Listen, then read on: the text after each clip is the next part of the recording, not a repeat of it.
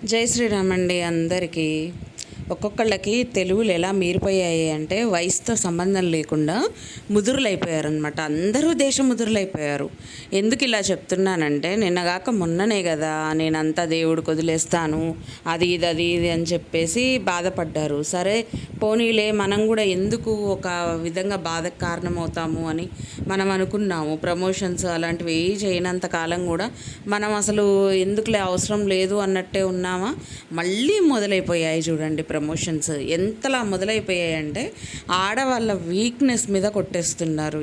ఎంత దారుణంగా కొడుతున్నారంటే ఇంతకుముందు అచ్చంగా బంగారమే కొనుక్కోండి, 2 తులాలు పెట్టి 3 తులాలు పెట్టి 5 తులాలు పెట్టి పాత బంగారం తీసుకొచ్చి అందులో వేసేసి కొత్తది చేయించుకోండి, ఇలా మొత్తం బంగారం మీదే ఎసరు పెట్టేశారు. ఇప్పుడు అంత ఎసరు కాకుండా కొంచెం కుంపట్లో ఎసరేసినట్టు వేసారనమాట. ఎలా అంటే ముత్యాలు, తర్వాత అవేంటి పూసలు, ఇలాంటి బీడ్స్ కలెక్షన్స్ ఇలాంటివన్నీ ఉన్నాయి, స్టోన్ కలెక్షన్స్ ఉన్నాయి. ఇవన్నీ కూడా ఇప్పుడు మీరు ఏ రేటుకి అయితే కొంటారో ఆ రేటుకి మళ్ళీ మీరు రిటర్న్ ఇచ్చేటప్పుడు అదే రేటు ఇస్తారంట. ఎలా ఇస్తారు చెప్పండి? అందులో వాళ్ళకి వచ్చే ప్రాఫిట్ ఎందుకు అంత ప్రాఫిట్ ఉంటుంది చెప్పండి? అసలు వాళ్ళకి ప్రాఫిట్ అనేది ఉంటుందా? అసలు ఏ విధంగా వాళ్ళు ఇస్తారు? మళ్ళీ పైగా ఏమన్నా తక్కువ రేటుకి ఇస్తున్నారా అంటే కాదంట. 11 గ్రాములు, 13 గ్రాములు, 15 గ్రాములు, 20 గ్రాములు, 25 గ్రాములు. అసలు గ్రామ్ బంగారం రేటు ఎంత ఉందండి ఈ రోజున? అసలు మాట్లాడేటట్టుందా అసలు ఎక్కడన్నా? అలాంటిది అన్నన్ని గ్రాములు పోసి 2-3 లక్షలు పెట్టి, లేకపోతే 1,00,000 కానివ్వండి, ఎంతో కొంత కానివ్వండి, అంత రేటు పెట్టి కొనాల్సినంత అవసరం ఉందంటారా ఇప్పుడు? ఇప్పుడు ఎవరికో గిఫ్ట్ ఇవ్వాలంటే 4-5 కలిసి 1 గ్రామ్ తీసుకున్నారనుకోండి, ఓకే పర్లేదు, ఇక 1 గ్రాము ఏదో ఇచ్చేస్తాం, కాయిన్ సరిపోతుంది. ఆ కాయిన్ ప్లేస్లో ఒక జ్యువెలరీ లాంటిది తేవాలంటే బంగారంతో పాటు అందులో ఉండే పూసలు, ముత్యాలు ఇలాంటి వాటన్నిటికి కూడా మనం ఎక్స్ట్రా మనీ ఎంత పడుతుంది, ఒక్కొక్క వాళ్ళ మీద బర్డెన్ ఎంత పడుతుంది. అది గిఫ్ట్ పర్పస్లో తీసుకున్నా బర్డెన్ పడుతుంది. ఇంకోటి ఏంటంటే మనం జనరల్గా మనకి తెలిసిన వాళ్ళ గోల్డ్ షాప్లో గోల్డ్ కొనుక్కోవడానికి పోయినా సరే వాళ్ళ ఫ్యామిలీ అంతా వచ్చి కూర్చొని మనల్ని ఇన్వైట్ చేస్తారా చెప్పండి? ఇప్పుడు మనం ఒక 10 సంవత్సరాల నుంచో ఒక 5 సంవత్సరాల నుంచో కొంటే ఒక్క గోల్డ్ షాప్ని నమ్ముకుంటాము, పోతాము, అదే గోల్డ్ షాప్లో మనం అన్నీ చేయించుకుంటాము, తీసుకొచ్చుకుంటాము. సో మనం వెళ్ళినప్పుడు మామూలుగా ఎప్పుడుండే వాళ్ళే ఉంటారు, కానీ వీళ్ళు వస్తున్నారు, నా కొడుకు రావాలి, నా కోడలు రావాలి, నా భార్య రావాలి, ఇలాంటివి ఏమన్నా ఉంటాయా? కానీ ఇక్కడంట వీళ్ళు వస్తున్నారని తెలిసి వాళ్ళు పరుగున వచ్చేసి ఉన్నారంట. ఎందుకు అంత స్పెషల్ అపియరెన్స్? ఎందుకంటే ఇందులోకి వెళ్ళి మోసపోయిన వాళ్ళు చాలామందే ఉన్నారనమాట. సో అంతమందిని మోసం చేసిన వాళ్ళు అసలు మోసం చేసిన మెయిన్ పర్సన్ అంటే వాళ్ళకి రెస్పెక్ట్ బాగా ఎక్కువ అనమాట. అందుకోసం వాళ్ళంతా చక్కగా ఉన్నారు. అసలు ఏందండి, బీడ్స్ కోసం ఒక వీడియోనా? అసలు టూ మచ్ అంటే టూ మచ్. కాకపోతే ఆడవాళ్ళకి ఇప్పుడు ఫేక్ జ్యువెలరీ అంటే ఒరిజినల్ గోల్డ్ కాకుండా నార్మల్ జ్యువెలరీస్ అంటేనే చాలామంది ఇష్టం. అంతెందుకు, మీషోలో మీరు చూడండి, 100 రూపాయల జ్యువెలరీ, 200 రూపాయల జ్యువెలరీ ఎంతమంది బుక్ చేసుకుంటారో తెలుసా? 10,000 నుంచి 20,000 మంది ఈజీగా ఉంటారు. దానికి రేటింగ్ ఇచ్చినోళ్ళే, అసలు రేటింగ్ కూడా ఇవ్వనోళ్ళు, కొనుక్కొని అలా పక్కన పెట్టుకున్నోళ్ళు ఎంతమంది అంటే ఇంకా లెక్క పెట్టలేనంతమంది ఉంటారు. సో అందరికీ మరి ఇలాంటి పిచ్చి అయితే ఉంటుంది కదా, మాకు ఇవి వేసుకోవాలి, మేము ఇలాంటి డిజైనర్ వేర్స్ మేము చేసుకోవాలి అని ఎంత ఇష్టం ఉంటుంది. సో ఆ ఇష్టం మీద కొట్టేసి మీరు డబ్బులు అందులో ఇన్వెస్ట్ చేయడానికి వీళ్ళ మాటలు, వీళ్ళ వీడియోస్ కారణం కాబట్టి వీళ్ళకి అంత స్పెషల్ అపియరెన్స్ అనమాట. అసలు ఇంకా వీళ్ళ విషయానికి వస్తే ఎంత దారుణంగా అయిపోయారంటే, అసలు మామూలుగా ఏదన్నా వీడియో చేస్తున్నారనుకోండి, లేచిన దానికి ఒక వీడియో, కూర్చున్న దానికి ఒక వీడియో, కదిలిన దానికి ఒక వీడియో, నడిచిన దానికి ఒక వీడియో, పడుకున్న దానికి ఒక వీడియో, వంట చేసిన దానికి ఒక వీడియో. ఏందండి ఈ పనికి మాలిన వీడియోస్ అన్నీ కూడా?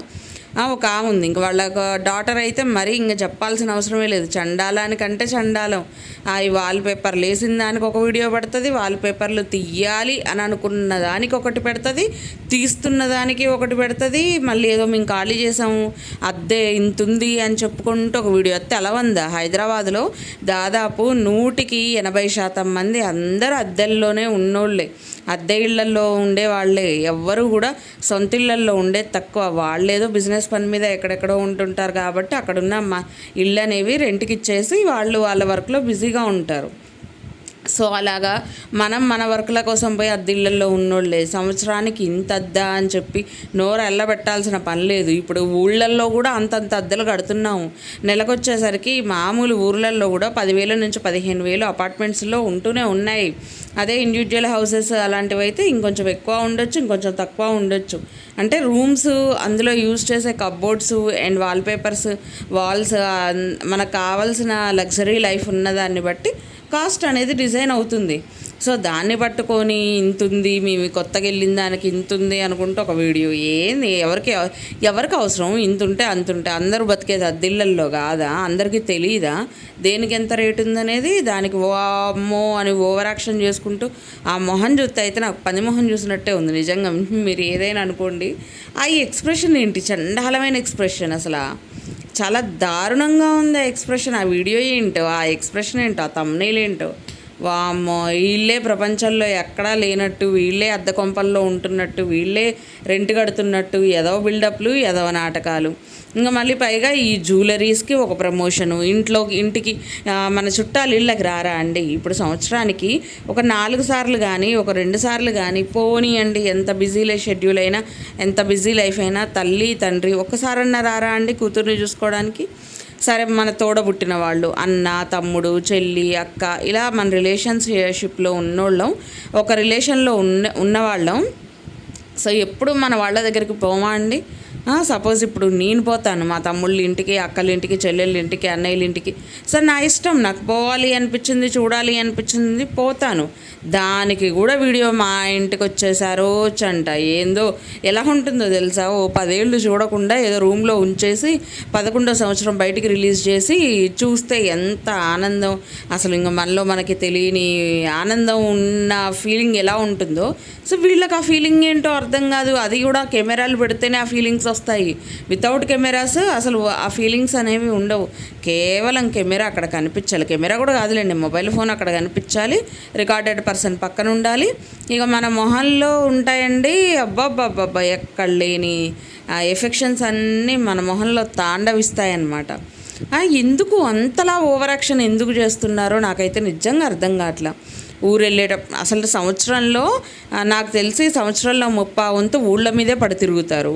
ఊళ్ళ మీద పడుతున్న ప్రతిసారి ఇల్లు వదిలేసి వెళ్ళాలంటే బాధగా ఉంది, దేవుణ్ణి వదిలేసి వెళ్ళాలంటే బాధగా ఉంది, పనులు వదిలేసి వెళ్ళాలంటే బాధగా ఉంది అనే డైలాగులతోటి వీడియో స్టార్ట్ అయితే టూర్కి సంబంధించిన వీడియోస్ అన్నీ దిక్కుమాలిన దరిద్రపు కొట్టు ప్రమోషనల్ వీడియోస్ అన్నీ దిగిన తర్వాత లాస్ట్కి ఇల్లు చేరిన తర్వాత అబ్బా నేను లేకపోతే ఇల్లంతా దరిద్రంగా ఉంది, చండాలంగా ఉంది, అలా చేశారు, ఇలా చేశారు, ఇది ఇలా చేసుకోవాలి, అదా చేసుకోవాలి, దులుపుకోవాలి అని చెప్పేసి మళ్ళీ రెగ్యులర్ వీడియో. ఒక్కసారి చేస్తే పోనీలే ఏదో మనకు చెప్పాలి కాబట్టి చేస్తున్నారు అని మనం అనుకోవచ్చండి. అరే సంవత్సరానికి 75% మీరు బయటే తిరుగుతారు, బయటే ఉంటారు, ఊళ్ళు పట్టుకొని తిరుగుతారు. ఆ మాత్రం దానికి ఇల్లు వదిలేసిపోతున్నా అని బెంగతో ఒక వీడియో ఎందుకు? మళ్ళీ ఊళ్ళో నుంచి రాగానే నేను సర్దుకుంటున్నా అనే వీడియో ఎందుకు? మీరు చేసే పనే అది కదా, మళ్ళీ దానికి ఎందుకు వీడియోలు చేసి జనాల మైండ్లు సావదొబ్బుతారు? అసలు ఇంతకీ నాకు అనిపించిన కోపం, నేను మాట్లాడడానికి రీజన్ ఏంటంటే ఆడవాళ్ళకి ఎంతో ఇష్టమైన జ్యువెలరీ కానీ, బట్టలు కానీ, ఐటమ్స్ కానీ ఇలాంటి వాటిల్లో వీళ్ళు వేలు పెట్టి ఇంత తక్కువ అని చెప్పి జనాల మైండ్ని రుద్ది ఆ షాప్ని ప్రమోషన్ చేసి వీళ్ళ సొంత డబ్బులతోటి ఆ ప్రమోషనల్కి చేసిన ఐటమ్స్ అన్నీ కొనుక్కుంటుంటే అక్కడ వాళ్ళు ప్రాఫిట్ పొందుతున్నారు. వాళ్ళకి వెళ్తున్నాయి డబ్బులు, వాళ్ళకి వెళ్తుంది మర్యాద, వాళ్ళకి వెళ్తుంది గౌరవం. మీరందరూ వాళ్ళ వీడియోస్ చూసిన తర్వాత మీరు షాప్కి వెళ్ళండి, మీకోసం వస్తారేమో చూడండి. అంతమంది కూడా ఆ షాపు యజమాని వస్తాడా? మీకోసం రాడు కదా, కానీ వాళ్ళకు వస్తాడు. వాళ్ళు కొనేది ఉందా, సచ్చేది ఉందా, కానీ మీ పేరు మీద వాళ్ళకి సగం జ్యువెలరీ వెళ్ళిపోతుంది, సగం డబ్బులు వెళ్ళిపోతాయి. చక్కగా ప్రమోషన్ చేస్తున్నందుకు మీ వల్ల బాగుపడుతూ మీకు ఉపయోగం లేకుండా అవుతుంది. అది మీరు అర్థం చేసుకోవాలి ఫస్ట్. సో ఇదండి నేను ఈరోజు చెప్పాలనుకున్న వీడియో అయితే. సో మీ అందరికీ నచ్చిందనే అనుకుంటా.